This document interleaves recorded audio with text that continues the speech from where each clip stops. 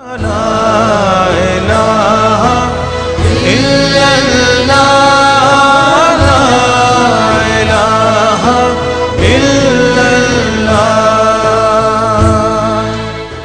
دنیا میں مذہب کی بہت زیادہ دلچسپی نہیں ہے،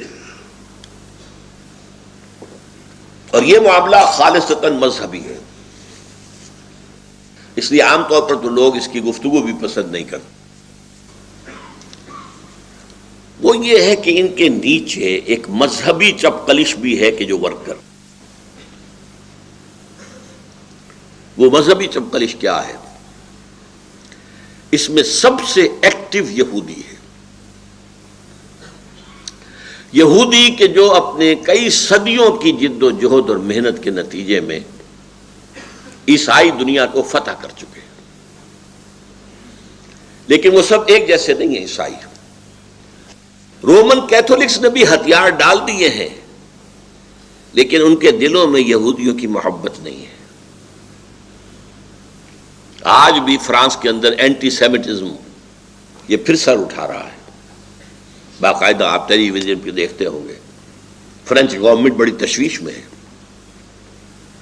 یہودیوں کے خلاف غصہ اور نفرت کہ یہ ہیں وہ جنہوں نے ہمارے خدا کے بیٹے کو سولی چڑھایا تھا، لیکن بائی اینڈ لارج وہ سرنڈر کر چکے ہیں۔ ان کا پوپ جو ہے وہ ایبسالو کر چکا ہے، یہودیوں کو وہ حضرت عیسیٰ علیہ السلام کے سولی دیے جانے سے بری کر چکا ہے۔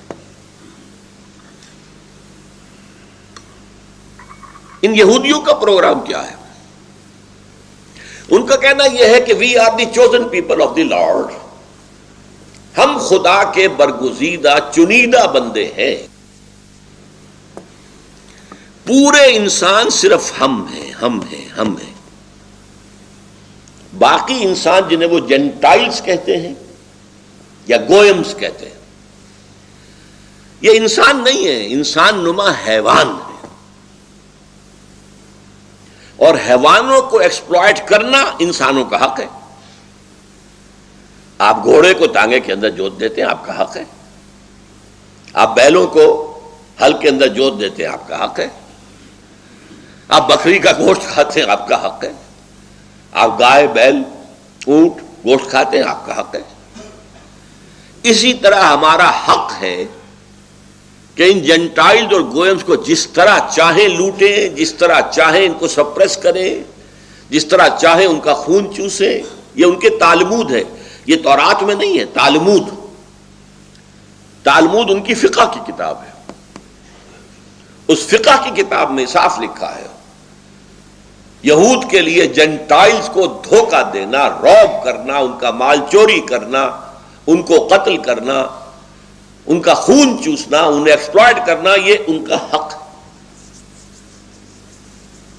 یہ ہے تالمود کی تعلیم۔ قرآن مجید میں اس کا ذکر ہے کہ یہودی کہتے ہیں لیس علینا فی الامیین سبیل، یہ امیین جو ہیں جنٹائلز جن کے پاس کوئی کتاب نہیں ہے، کتاب تو ہمارے پاس ہے، تورات قرآن کو وہ مانتے نہیں، انجیل کو وہ مانتے نہیں۔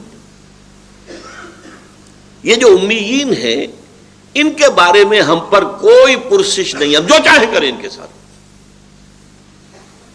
لہذا وہ چاہتے ہیں world domination, reducing humanity to animals.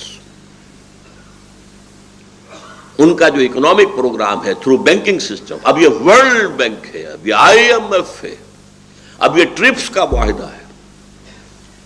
پیش نظر کیا ہے کہ پوری دنیا مزدوروں میں کنورٹ ہو جائے، وہ کام کریں، جو کچھ ان کی یافت ہو بینک کے سود کی شکل میں وہ ہم کھینچ لیں۔ پوری دنیا پہ حکومت ہمیں نہیں کرنی ہے۔ اگر دنیا میں حکومت کریں گے، دنیا میں ریوولٹ ہوگی، محکوم ہمارے خلاف بغاوتیں بھی کریں گے، ہم انہیں قتل کریں گے، وہ بھی تو ہمیں کریں گے نا۔ ہم ان فلسطینیوں کو قتل کر رہے ہیں تو فلسطین بھی تو آتے ہیں سوسائڈ بام کر کے، کبھی 20 کبھی 15 مار جاتے ہیں، تو کیا ضرورت ہے؟ اصل مقصد حکومت سے کیا ہوتا ہے؟ ٹیکسز لینا، ریونیو لینا ہے، بس۔ وہ ٹیکس اور ریونیو ہم لے لیں گے اپنے بینکنگ نظام کے تحت، اپنے ملٹی نیشنل جو بڑی بڑی کارپوریشنز ہیں ان کے ہاتھ میں کاروبار ہوگا. باقی دنیا، اب آپ کو معلوم ہے، کبھی یاد ہوگا گلی گلی مشینیں لگی ہوتی تھی ایریٹڈ واٹرز کی. وہ جو بوتل ہوتی تھی جس کے اوپر کے ایک لگا ہوا ہوتا تھا پلا، اس کا شیشے ہی کی، گلی گلی لگے ہوئے. کسی کے پاس تھوڑا سا پیسہ ہے، اس نے لگا لیا ایک پمپ. اب وہ بنا رہا ہے بوتلیں اور بیچ رہا ہے. اب کیا ہے؟ اب آپ صرف ڈسٹریبیوٹر ہو سکتے ہیں. آپ 7 اپ کے ڈسٹریبیوٹر ہو سکتے ہیں، پیپسی کے ہو سکتے ہیں، کوکا کولا کے ہو سکتے ہیں. آپ مینوفیکچر کچھ نہیں کر سکتے. پہلے کیا ہوتا تھا؟ ڈھابے کھلے ہوئے، غریب آدمی نے ایک چولہا جلا کر اس کے اوپر کچھ ڈال کر بیٹھا ہوا ہے جھونپڑی کے اندر، ڈھابا ہے، کھا رہے لوگ. اب ختم. اب 5 اسٹار. اور کل میں نے پڑھا ہے کہ دبئی میں 7 اسٹار ہوٹل بنا ہے. 7 اسٹار، کئی $1000 ایک رات کا وہاں کرایہ ہے. ہم تو 5 اسٹارز کو رو رہے ہیں. اب کیا ہے؟ ملٹی نیشنلز ہیں، یہ چینز ہیں، پرل کانٹیننٹل ہے، شیرٹن کی چین ہے، ہالیڈے ان کی چین ہے پوری دنیا کے اندر. یہ ملٹی نیشنل. تو یہودیوں کا ایک پروگرام ہے پوری دنیا کی اکنامکس ایکسپلائٹیشن. اور اس میں کیا ہے؟ اصول کیا ہے کہ جیسے اگر آپ گھوڑے کو اپنے ٹانگے میں جوتتے ہیں تو شام کو اگر آپ نے کچھ کمائی کی تو اس میں تھوڑا سا حصہ اس کا چارہ، اس کو دال ڈالیں گے، کچھ چنا ڈالیں گے، تو اگلے روز جوتیں گے نا.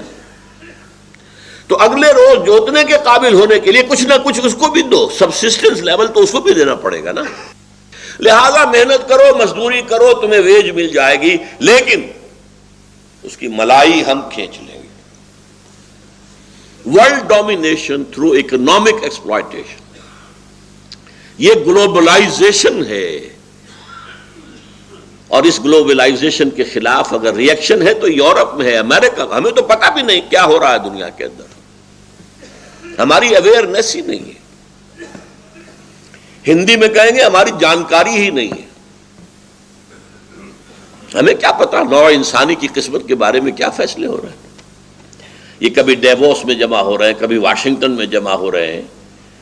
یہ گلوبلائزیشن کے لیے کبھی کہیں جمع ہوتے ہیں، کبھی کہیں جمع ہوتے ہیں. کیا ہو رہا ہے؟ سوچ کیا رہے ہیں؟ نمبر 2، یہود کے پروگرام میں کیا ہے؟ Greater Israel. ایک بڑی مملکت ہمیں ضرور بنانی ہے in the heart of the Arab world. یہ گریٹر اسرائیل ان تمام علاقوں پر مشتمل ہوگا جہاں کبھی یہودی رہے ہیں، ایک ذمہ دار اور آزاد قوم کی حیثیت سے. ویسے تو ڈائسپورا میں پوری دنیا میں رہے یہودی نہیں، لیکن اسرائیل، فلسطین، شام، ترکی کا مشرقی اور جنوبی حصہ، مصر کا گوشن یا جوشن جو زرخیز ڈیلٹا ہے، زرخیز ڈیلٹا، اور عراق اور سعودی عرب کا شمالی حصہ جس میں خیبر جہاں یہودیوں کے قلعے تھے اور مدینہ منورہ جہاں 3 قبیلے آباد تھے. ان علاقوں پر مشتمل ایک گریٹر اسرائیل ہمیں بنانا ہے. اس کی طرف پیش رفت ہو رہی ہے. عراق فتح ہوا، امریکہ نے کیا تو کہا شیرون نے کہ عنقریب عراق پر ہمارا قبضہ ہوگا. تیسری چیز جو ان کے پیش نظر ہے وہ مسجد اقصی اور قبۃ الصخرہ کو گرا کر تیسرا معبد سلیمانی، اسے ٹیمپل کہتے ہیں، 3rd ٹیمپل آف سولومن بنانا ہے. پہلا ٹیمپل حضرت عثمان نے بنایا تھا، مسجد، ہم تو مسجد کہیں گے، وہ ٹیمپل کہتے ہیں. یہ 1000 قبل مسیح میں بنا تھا. 587 قبل مسیح میں نیبوکڈنیزر بادشاہ تھا عراق کا. اسی لیے اسرائیل کو سب سے زیادہ خطرہ عراق سے تھا کہ پہلے بھی ہماری تباہی ایک عراقی بادشاہ کے ہاتھوں ہوئی تھی، نیبوکڈنیزر. اس نے ٹیمپل گرا دیا تھا، ریز ٹو دی گراؤنڈ، ختم. پھر اسے بنایا 150 برس کے بعد. پھر سن 70 عیسوی حضرت عیسیٰ علیہ السلام کے حوالے سے ان کے رفع سماوی کے 40 برس بعد پھر رومیوں نے اسے بھی گرا دیا. ٹائٹس رومی، اردو یا عربی میں تیتوس لکھتے ہیں اسے، توئے، یہ توئے واو سین تیتوس، ٹائٹس. اور سن 70 سے آج تک وہ گرا پڑا ہے، تقریباً 2000 برس، 1833 برس ہو چکے ہیں، یا 27 یا 33. وہ گرا ہوا. اب ہمیں دوبارہ بنانا ہے اسے، اور اس کی جگہ پر چونکہ مسجد اقصی بنا دی گئی تھی، اور اس کی جگہ پر ہی اس پتھر پر، اس چٹان پر جہاں سے حضور کا شب معراج کے اندر آسمانی سفر شروع ہوا تھا، اس پر اموی خلیفہ عبد الملک بن مروان نے ایک قبہ، ایک گنبد بنا دیا تھا. اگر آپ کبھی BBC وغیرہ میں دیکھتے ہیں یروشلم سے کوئی نمائندہ بات کر رہا تو پیچھے کیا ہوتا ہے؟ بہت بڑا قبہ سنہری. وہ ہے القبۃ الصخرہ. ان دونوں کو ہم گرائیں گے اور اپنا تیسرا معبد، تیسرا ٹیمپل تعمیر کریں گے، اور اس میں پھر لا کر 2 کام کریں گے. اینیمل سیکریفائس کا دوبارہ آغاز ہوگا. یہودیوں کے ہاں سب سے بڑی عبادت جو تھی وہ قربانی کی تھی. نماز کی اتنی اہمیت نہیں تھی جتنی قربانی کی تھی، اور وہ ہیکل سلیمانی میں قربان گاہ پر قربان کیے جاتے تھے جانور. اس وقت سے وہ قربانی جو ہے وہ موقوف ہے، نہ وہ ہیکل سلیمانی ہے نہ قربانی ہے. تو ایک تو اینیمل سلاٹر، قربانی جو ہے، جیسے ہمارے ہاں عید کی قربانی ہے، وہ قربانی جو ہے دوبارہ شروع ہوگی. اور نمبر 2، حضرت داؤد کا تخت جو ہے لا کر جما دیا جائے گا، اور وہاں سے ان کا مسایہ حضرت مسیح نہیں، جس مسایہ کے وہ منتظر ہیں، جن کی پیشین گوئیاں تھیں تورات کے اندر، اور ان پیشین گوئیوں کے مصداق حضرت مسیح آئے. حضرت مسیح کو انہوں نے مانا نہیں، باسٹرڈ قرار دیا، کافر قرار دیا، مرتد قرار دیا، اور اپنے بس پڑتے سولی پر چڑھا دیا. یہ دوسری بات ہے اللہ نے کیا کیا. لہذا ان کی سیٹ ویکنٹ ہے. دی مسایہ از یٹ ٹو کم. اور جب وہ مسایہ آئے گا تو وہ اس تخت داؤد پر بیٹھ کر پوری دنیا پر حکمرانی کرے گا. یہ ہے یہود کا موقف. اور اس میں ایک چیز کا اضافہ کر لیجئے، اس میں انہیں عیسائیوں سے کوئی اندیشہ نہیں ہے. عیسائیوں کو کیپچر کر چکے ہیں. اب اگر انہیں نظر آتی ہے مخالفت تو صرف مسلمانوں سے نظر آتی ہے. اس اعتبار سے مسلمانوں کے سب سے بڑے دشمن اس وقت دنیا کے اندر یہودی ہیں.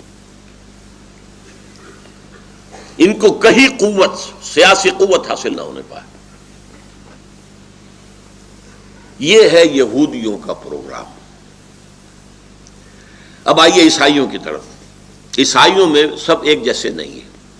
لیسو سواء، برابر نہیں ہیں سب کے سب. جیسے ہم کہتے ہیں نہ ہر زن زنست و نہ ہر مرد مرد، خدا پنج انگوش یکساں نہ کرد. ان میں جو پروٹیسٹنٹ فرقہ ہے، جس کا امام پہلے تھا برطانیہ اور اب ہے امریکہ، اور یہ ایک نسل ہے جس کو کہتے ہیں اینگلو سیکسن. تو ویسٹ بھی ایک اصطلاح ہے، white Anglo Saxon Protestants.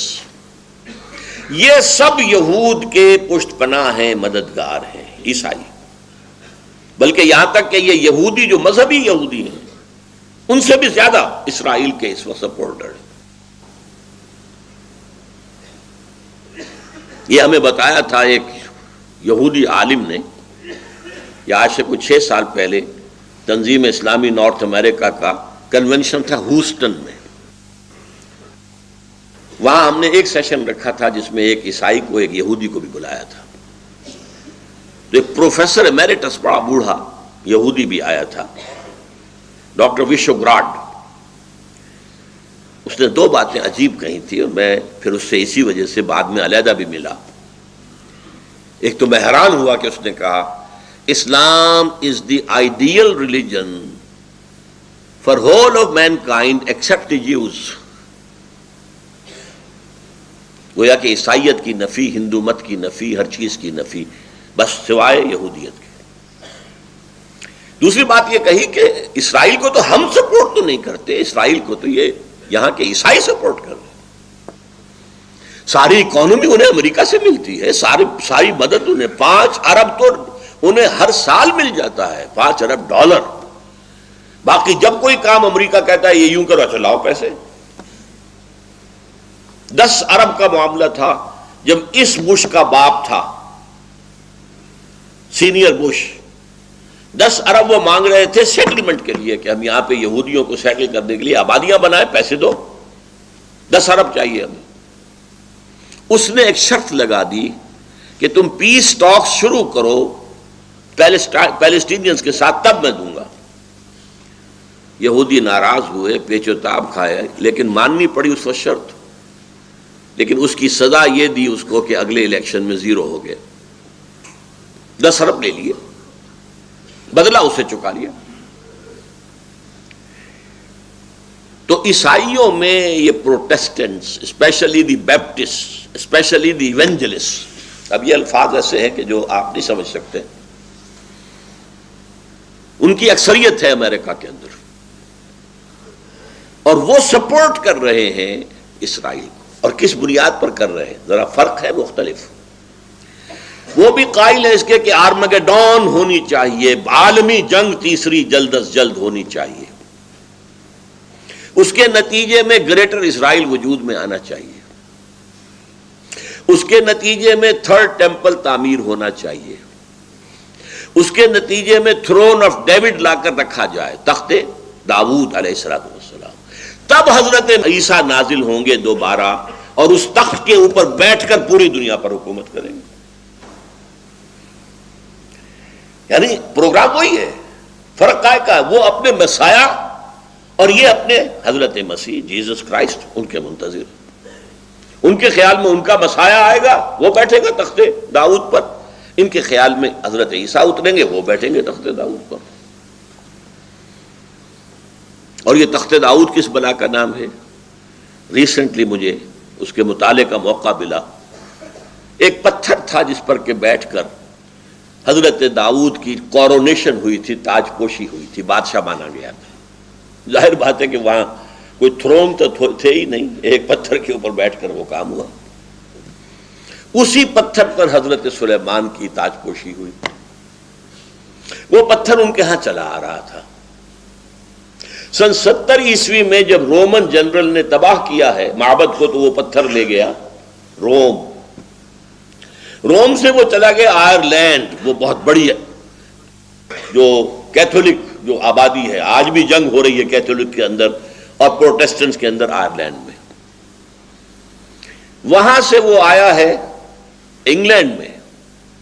England میں وہ پتھر جب آیا تو 14ویں صدی عیسوی میں اس کو ایک کرسی کے اندر سیٹ کے اعتبار سے بنا دیا گیا. اب وہ تھرون بن گیا، جیسے کہ تھرون ہوتے تھے، لیکن اس کی سیٹ اسی پتھر کی بنی ہوئی. وہ اب بھی موجود ہے، پتھر رکھا ہوا ہے Westminster Abbey. Westminster ان کی پارلیمنٹ کی عمارت ہے. اس پارلیمنٹ کے ساتھ ایک چرچ ہے، ویسٹ منسٹر ایبے. اسی ایبے میں جا کر کوئی پرنس کی شادی ہوتی ہے، اسی طرح کرسی پہ بیٹھ کر انگریزوں کا حکمران جو ہے اس کی تاج پوشی کی جاتی ہے. یہ ابھی تک روایت چلی آ رہی ہے. تو ان کا خیال یہ ہے کہ وہ تخت بھی لا کر ہم رکھ دیں گے اس معبد میں کہ جو بنے گا، اور پھر اس پر حضرت مسیح نازل ہوں گے. اب یہ دونوں چیزیں سائیڈ بائی سائیڈ جا رہی ہیں.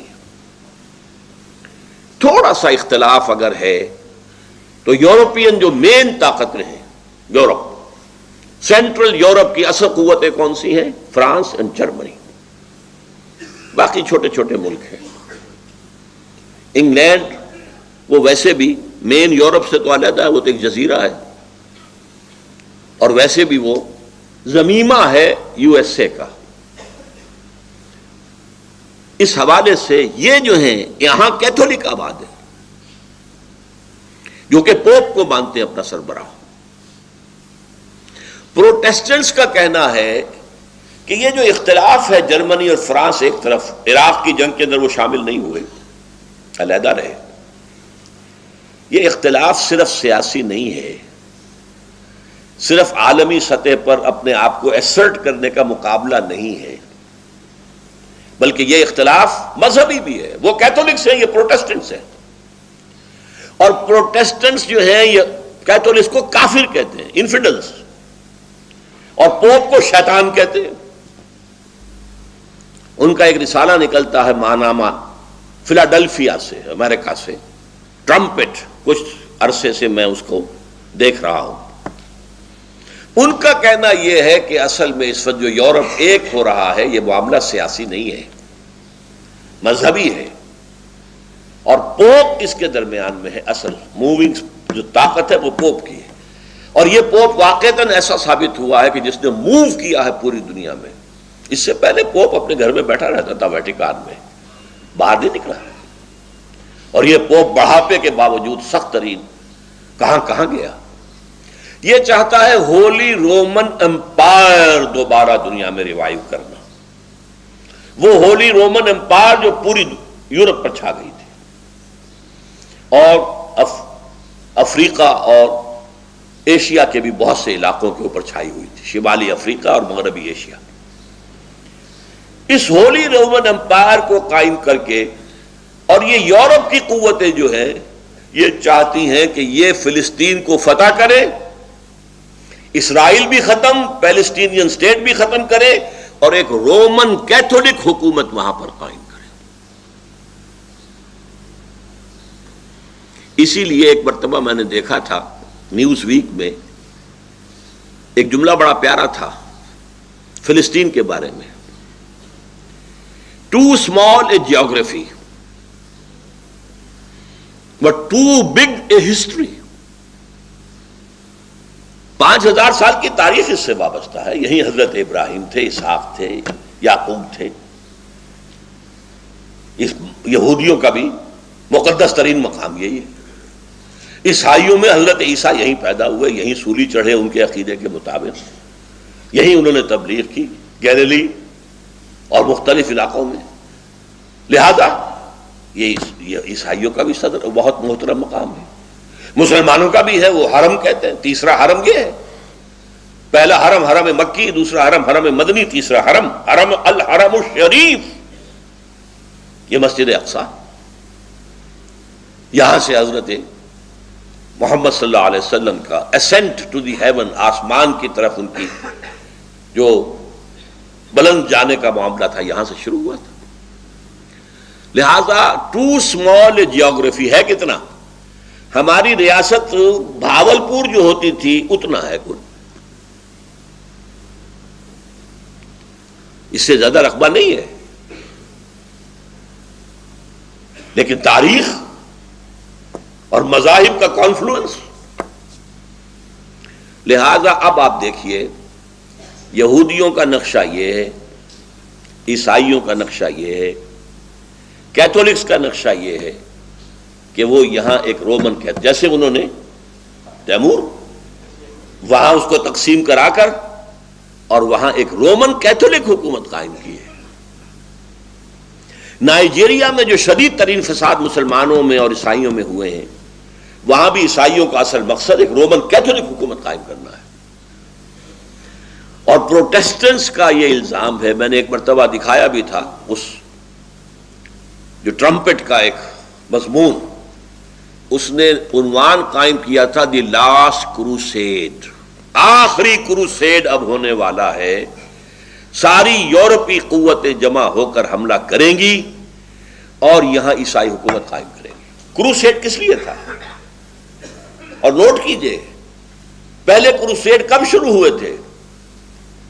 سیکنڈ ملینم، یہ کہتے ہیں 1000 سال کو ملینم کہتے ہیں، پہلا ملینم ختم ہو گیا 1000 سال بعد حضرت عیسیٰ کے، دوسرا ملینم شروع ہو گیا 1001 سے، دوسرے ملینم کے شروع میں کروسیڈ شروع ہوئے اور 1099 میں انہوں نے بیت المقدس کو فتح کر لیا۔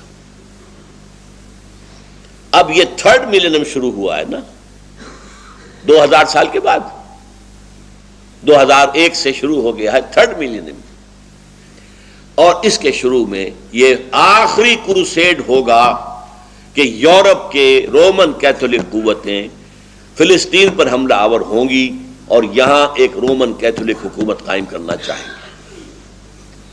یہ ہے مذہبی خطبت، اور اس میں ایک بات آخری اور نوٹ کر لیجئے، رومن کیتھولکس کا اور پروٹیسٹنٹس کا آپس میں مذہبی کتنا ہی اختلاف ہو،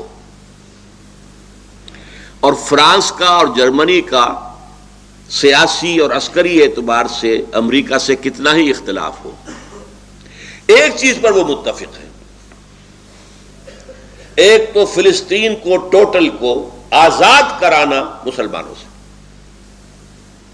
اور نمبر 2 مسلمانوں کے اندر جو یہ دماغ میں خناس پیدا ہو گیا ہے کہ ہمارا ایک نظام ہے، ہم اپنا نظام قائم کریں گے، اس کو ختم کرنا، واش آؤٹ کرنا۔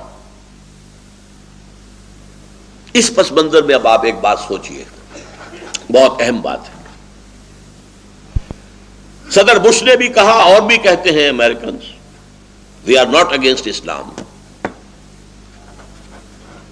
وی are not going to war against اسلام،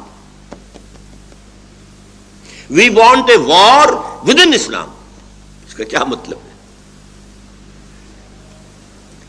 اسلام 2 ہے، ایک اسلام مذہب ہے، ایک خدا کو مانتے ہیں، اس کی نماز پڑھتے ہیں، اس کے حکم پر روزہ رکھتے ہیں، اس کے حکم کے مطابق حج کرتے ہیں، عمرہ کرتے ہیں، زکوٰۃ بھی دیتے ہیں جن کو اللہ توفیق دیتا ہے، ان کے عقائد ہیں، ان کے کچھ سیریمنیز ہیں، عیدیں ہیں، عید الاضحیٰ ہے، عید الفطر ہے،